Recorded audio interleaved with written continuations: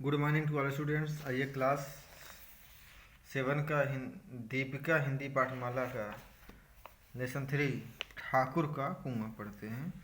जोखू ने लोटा मुंह से लगाया तो पानी में सख्त बू आई। गंगी से बोला, यह कैसा पानी है? मेरे पास मेरे बास ने पिया नहीं जाता, मारे बास के पिया नहीं जाता। गला सूखा जा रहा है और तू सड़ा हुआ पानी पिलाए देती है। गंगी प्रतिदिन शाम को पानी भर लिया करती थी। कुआं दूर था, बार बार जाना मुश्किल था। कल वह पानी लाई तो उसमें बू बिल्कुल न थी। आज पानी में बदबू कैसी? लोटा नाक से लगाया तो सचमुच बदबू थी। जरूर कोई जानवर कुएं में गिरकर मर गया होगा।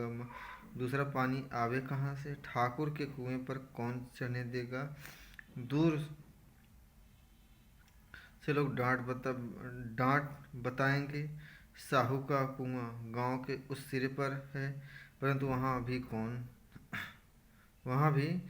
कौन पानी भरने देगा? चौथा कुआं गांव में है ही नहीं। जोकू कई दिन से बीमार है। कुछ देर तक तो प्यास रोके चुप पड़ा रहा, फिर बोला, अब तो मारे प्यास के रहा नहीं जाता। ला थोड़ा पानी नाक बंद करके पी लूं। गंगी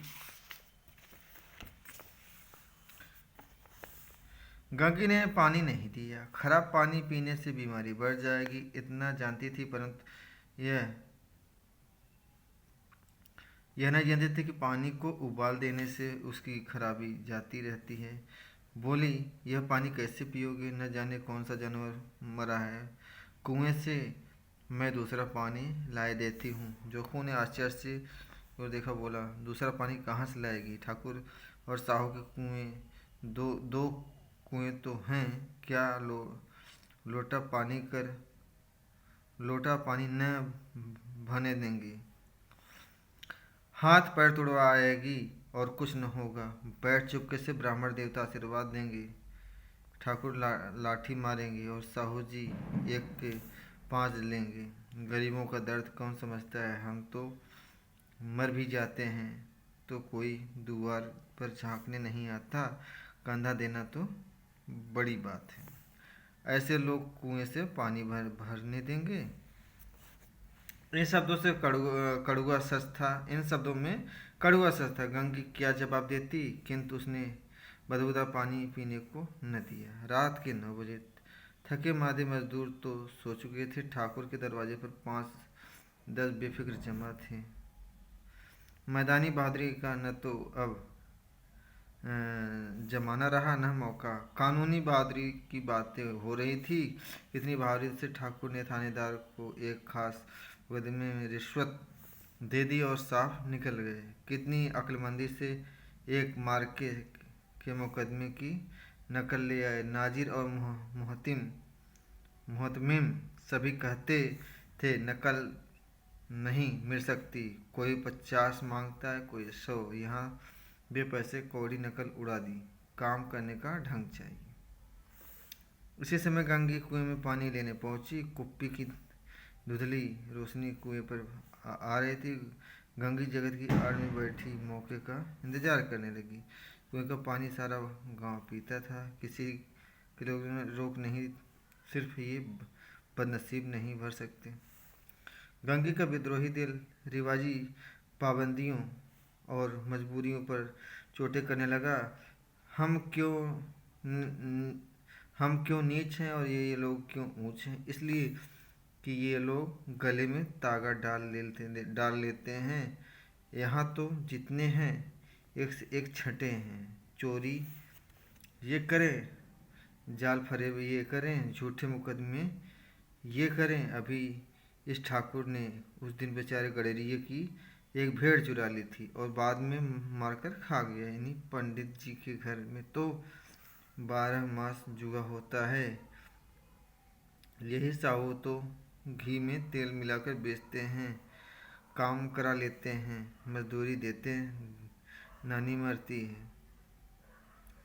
किस बात में है किस बात में है हमसे ऊंचे, हम गली गली चिल्लाते नहीं, हम ऊंचे हैं, हम ऊंचे हैं। कभी गांव में आ जाती हूँ तो रस भरी आँखों से देखने लगते हैं, जैसे सबकी छाती पर सांप लौटने लगता है। परंतु घमंड यह है कि हम ऊंचे हैं। कुएं पर किसी ने आने की आहट हुई। गंगी की छाती धक धक करने लगी, कहीं देख ले तो गजब हो जाए, एक पाँव भी तो नीचे न पड़े। उसने घड़ा और रस्सी उठा ली और झुक कर हुई एक वृक्ष के अंधेरे साए में जा खड़ी हुई। कब इन लोगों को दया आती किसी पर। बेचारे महंगू को इतना मारा कि महीनों लहू थूकता रहा, इसलिए कि उसने बेगार नदी थी, उस पर ये ऊंचे लोग बनते हैं। कुएं पर दो स्त्रियां पानी भरने आईं। इतने में बातें हो रही थी, खाना खाने चलें और हुक्म हुआ कि ताज़ा पानी भर लाओ, घड़े के लिए पैसे नहीं हैं। हम लोगों को आराम से बैठे देखकर जैसे मर्दों को जलन होती है। हाँ, यह तो न हुआ कि कलसिया उठाकर भर लाते, बस हुक्म चला दिया कि ताज़ा पानी लाओ, जैसे लौंडिया ही तो है। लौंडिया नहीं तो और क्या तुम, और और क्या हो तुम। रोटी कपड़ा नहीं पाती, 10-5 रुपए छीन झपट कर लेती हो। और लौंडिया कैसी होती हैं। मत मत लजाओ दीदी, क्षण भर आराम करने को जी तरस कर रह जाता है। इतना काम किसी दूसरे के घर देती तो इससे कहीं आराम से रहती, ऊपर से वह एहसान मानता। यहाँ काम करते करते मर जाओ, पर किसी का मुंह सीधा नहीं होता। दोनों पानी भरकर चली गईं। गंगी वृक्ष की छाया में निकली और कुएं की जगत के पास आई। बेफिक्र चले गए थे। ठाकुर भी दरवाज़ा बंद कर अंदर आंगन में सोने जा रहे थे। गंगी ने क्षणिक सुख की सांस ली। किसी तरह मैदान तो साफ हुआ। अमृत चुरा लाने के लिए राजकुमार किसी जमाने में गया था, वह भी शायद इतनी सावधानी के साथ और समझबूझ कर न गया होगा। गंगी दबे पांव कुएं की जगत पर चढ़ी और विजय का ऐसा अनुभव उसे पहले कभी न हुआ था। उसने रस्सी का फंदा घड़े में डाला, दाएं बाएं चौकन्नी दृष्टि से देखा, जैसे कोई सिपाही रात को शत्रु के किले के सुराख कर रहा हो। अगर इस समय वह पकड़ ली गई तो फिर से उसके लिए माफ़ी या रियायत की रत्ती भर उम्मीद नहीं। अंत में देवताओं को याद करते उसने कलेजे मजबूत किया और घड़ा कुएं में डाल दिया। घड़े ने पानी में गोता लगाया, बहुत ही आहिस्ता, जरा भी न आवाज़ न हुई। गंगी ने 2-4 हाथ जल्दी जल्दी मारे। घड़ा कुएं के मुंह तक आ पहुंचा। कोई बड़ा सहजोर पहलवान भी इतनी तेजी से नहीं खींच सकता था।